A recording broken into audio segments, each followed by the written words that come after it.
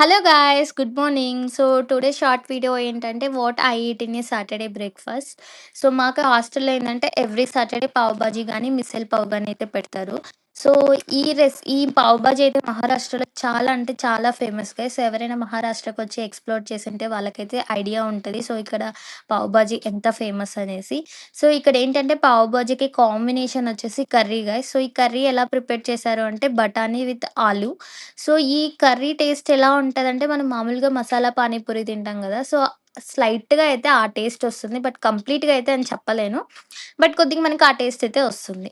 So, ఇక్కడేంటంటే నేను bread and curry అయితే తీసుకున్నాను. అండ్ అదే విధంగా పావు బాజీ కాంబినేషన్ ఏంటంటే ఆనియన్ గైస్. సో, ఇక్కడ మనకి మిసల్ పావ్‌కి, పావు బాజీకి చాలా డిఫరెన్స్ ఉంది.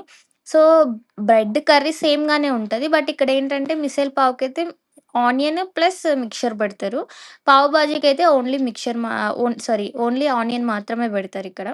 సో, అది గైస్. సో, అండ్ అదే విధంగా మాకు ఎవ్రీ డే కూడా టీ అయితే పెడతారు హాస్టల్‌లో. సో, అండ్ ఇక్కడ నేను చాయ్ గూడా తీసుకున్నా. This is guys what I eat in a Saturday breakfast bread, onion curry with chai.